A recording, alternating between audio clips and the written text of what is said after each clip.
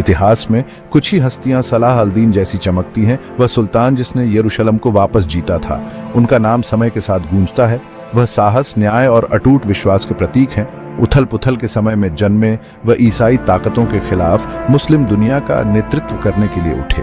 उनकी कहानी लचीलापन, रणनीतिक प्रतिभा और उनके सिद्धांतों के प्रति अटूट प्रतिबद्धता की कहानी है। सलाह अल दीन की विरासत उनकी सैन्य विजयों से कहीं आगे तक फैली हुई है। वह असाधारण करुणा और ज्ञान के शासक थे। उनका जीवन नेतृत्व, विश्वास और न्याय की खोज में गहन सबक प्रदान करता है। सलाह अल दीन या सलादीन, जैसा कि उन्हें पश्चिम में जाना जाता है, एक व्यक्ति के अटूट विश्वास की शक्ति के प्रमाण के रूप में खड़े हैं। वह हमें याद दिलाते हैं कि सबसे अंधेरे समय में भी आशा का उदय हो सकता है। उनकी कहानी एक प्रकाश स्तंभ है जो अधिक न्यायपूर्ण और दयालु दुनिया की राह को रोशन करती है। सलाह अल दीन का सफर 1137 में इराक के तिक्रित में शुरू हुआ। एक कुर्दिश परिवार में जन्मे उन्होंने संघर्ष से भरी दुनिया में प्रवेश किया। उनका परिवार राजनीति और सैन्य मामलों में गहराई से शामिल था। इस माहौल ने छोटी उम्र से ही उनके रणनीतिक दिमाग का पोषण किया। उनकी शिक्षा इस्लामी शिक्षाओं में गहराई से निहित थी, जिसमें ज्ञान, विश्वास और न्याय पर जोर दिया गया था। उन्होंने कुरान को याद किया और पैगंबर मोहम्मद की शिक्षाओं का अध्ययन किया। यही सिद्धांत उनके चरित्र की नींव बने। एक बच्चे के रूप में भी उन्होंने उल्लेखनीय बुद्धिमत्ता और ज्ञान की प्यास प्रदर्शित की। वह विशेष रूप से इतिहास और सैन्य रणनीति के प्रति आकर्षित थे। शासन और युद्ध की जटिलताओं के इस प्रारंभिक प्रदर्शन ने उनके विश्व दृष्टिकोण को आकार दिया। इसने उनमें कर्तव्य की गहरी भावना और अपने लोगों की सेवा करने की तीव्र इच्छा पैदा की। बहुत कम लोग जानते थे कि यह युवक एक दिन मुस्लिम दुनिया को एकजुट करेगा। वह आगे चलकर उत्पीड़न के खिलाफ आशा का प्रतीक बने। 1099 में क्रूसेडर्स द्वारा यरूशलेम पर कब्जा ने मुस्लिम दुनिया में सदमे की लहरें भेज दी। इस्लाम, ईसाई धर्म और यहूदी धर्म के लिए पवित्र शहर यूरोपीय आक्रमणकारियों के हाथों गिर गया था। इस घटना ने इस क्षेत्र के इतिहास में एक महत्वपूर्ण मोड़ ला दिया। इसने पवित्र भूमि के नियंत्रण के लिए एक संघर्ष को जन्म दिया जो पीढ़ियों तक चलेगा। धार्मिक उत्साह से प्रेरित होकर क्रूसेडर्स ने खुद को एक शक्तिशाली शक्ति के रूप में स्थापित किया। उन्होंने यरूशलेम के मुस्लिम और यहूदी निवासियों के खिलाफ अत्याचार किए। उनकी उपस्थिति तनाव और हिंसा का एक निरंतर स्रोत थी। दशकों तक मुस्लिम दुनिया इस नुकसान से जूझती रही। फूट और आंतरिक संघर्ष ने यरूशलेम को पुनः प्राप्त करने के उनके प्रयासों में बाधा डाली। यह शहर, जो कभी शांति और शिक्षा का केंद्र था, उनके सामूहिक विफलता का प्रतीक बन गया। हालांकि प्रतिरोध की चिंगारी कभी बुझी नहीं। यरूशलेम को मुक्त कराने की तमन्ना बहुतों के दिलों में जलती रही, एक ऐसे नेता की प्रतीक्षा में जो पुनर्विजय की लौ जलाए। सलाह अल दीन अपने चाचा असद अल दीन शिरकुह के अधीन सेवा करते हुए सेना के रैंक के माध्यम से उठे। युद्ध में उनकी रणनीतिक कुशाग्रता और साहस जल्दी ही स्पष्ट हो गया।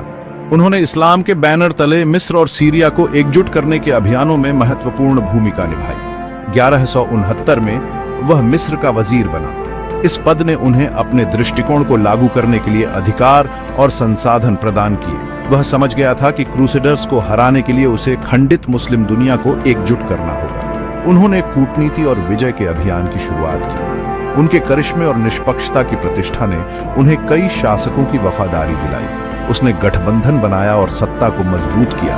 उन्होंने सेना में सुधार किया, अनुशासन स्थापित किया और वंश के बजाय योग्यता के आधार पर पदोन्नति को बढ़ावा दिया। वह समझ गया था कि एक एकजुट और अच्छी तरह से नेतृत्व वाली सेना उसके अंतिम लक्ष्य यरूशलेम की मुक्ति को प्राप्त करने के लिए महत्वपूर्ण होगी। भाग 5। हत्तीन के हॉर्न इस्लाम के लिए एक निर्णायक जीत। 1187 तक सलादीन ने मुस्लिम सेनाओं को अपनी कमान में एकजुट कर लिया था। वह सीधे क्रूसेडर खतरे का सामना करने के लिए तैयार था। अवसर तब आया जब अभिमानी गाय ओवन फ्लूसिगन के नेतृत्व में क्रूसेडर्स ने मुस्लिम शहर तिब्रियास पर चढ़ाई की। सलादीन की रणनीति शानदार थी। उसने क्रूसेडर सेना को हत्तीन के हॉर्न के रूप में जानी जाने वाली जुड़वा पहाड़ियों के पास एक निर्जल मैदान में फुसलाया। रणनीतिक रूप से तैनात मुस्लिम सेना ने क्रूसेडर्स को घेर लिया, उनकी आपूर्ति लाइनों और भागने के मार्गों को काट दिया। 4 जुलाई 1187 को लड़ी गई हत्तीन की लड़ाई सलादीन के लिए एक शानदार जीत थी। प्यास और अव्यवस्था से कमजोर क्रूसेडर सेना का सफाया कर दिया गया। गाय ऑन फ्लुसिगन को ट्रू क्रॉस के साथ पकड़ लिया गया, जो ईसाइयों के लिए अत्यधिक धार्मिक महत्व का अवशेष था। हत्तीन में जीत ने क्रूसेडर अजयता के मिथक को चकनाचूर कर दिया। इसने इस क्षेत्र में शक्ति संतुलन को निर्णायक रूप से मुसलमानों के पक्ष में स्थानांतरित कर दिया। भाग 6 यरूशलेम को पुनः प्राप्त करना, दया और न्याय की विजय। क्रूसेडर सेना के कुचलने के साथ सलादीन ने यरूशलेम पर चढ़ाई की। बालियन ऑफ इबलिन के नियंत्रण में शहर भारी किलेबंद था, फिर भी हत्तीन की स्मृति बड़ी थी। सलादीन ने आत्मसमर्पण की उदार शर्तें पेश की। उसने वादा किया कि अगर वे शांति से आत्मसमर्पण कर देते हैं तो वह निवासियों के जीवन को बख्श देंगे। बलियान ने शुरू में यह जानते हुए इनकार कर दिया कि सलादीन की सेना विशाल है। हालांकि सलादीन रक्तपात से बचने की अपनी प्रतिबद्धता पर अडिग रहा। उसने बालियान को मुस्लिम सेना के आकार और ताकत को प्रत्यक्ष रूप से देखने की अनुमति दी। प्रतिरोध की निरर्थकता को समझते हुए बालियान आत्मसमर्पण करने के लिए तैयार हो गया। 2 अक्टूबर 1187 को पवित्र शहर यरूशलेम 88 साल बाद मुस्लिम नियंत्रण में वापस आ गया। शहर में सलादीन का प्रवेश पहले धर्मयुद्ध की क्रूरता के बिल्कुल विपरीत था। कोई नरसंहार नहीं हुआ, कोई लूटपाट नहीं हुई, पवित्र स्थलों का कोई अपमान नहीं हुआ। इसके बजाय व्यवस्था, अनुशासन और क्षमा का माहौल था। भाग 7 लोगों का शासक, सलाह अल-दीन का शांति का शासन। सलादीन की विरासत उनकी सैन्य जीत से कहीं आगे तक फैली हुई है। वह असाधारण करुणा और ज्ञान के शासक थे। वह समझता था कि सच्ची जीत केवल भूमि पर विजय प्राप्त करने में नहीं, बल्कि लोगों के दिल और दिमाग को जीतने में है। यरूशलेम की विजय के बाद उसने यहूदियों को शहर लौटने और स्वतंत्र रूप से पूजा करने की अनुमति दी। उन्होंने न्याय के प्रशासन में सुधार किया, यह सुनिश्चित किया कि सभी के साथ निष्पक्षता और समानता का व्यवहार हो, चाहे उनका धर्म कुछ भी हो। उन्होंने अस्पतालों और स्कूलों की स्थापना की, विद्वानों और कलाकारों को संरक्षण दिया और व्यापार को बढ़ावा दिया। वह समझता था कि एक समृद्ध और न्यायपूर्ण समाज भविष्य के संघर्ष के खिलाफ सबसे मजबूत बचाव है। उनके शासनकाल को सहिष्णुता और समझ की भावना से चिह्नित किया गया था। उन्होंने ईसाई नेताओं के साथ सम्मानजनक बातचीत की। उन्होंने ईसाई तीर्थयात्रियों को यरूशलेम की सुरक्षित यात्रा की अनुमति दी। उनकी धार्मिक मान्यताओं की पवित्रता को कायम रखा। इस दृष्टिकोण ने उन्हें अपने पूर्व शत्रुओं का भी सम्मान दिलाया। भाग 8 तीसरा धर्मयुद्ध, रिचर्ड और सलादीन, टाइटन्स का संघर्ष।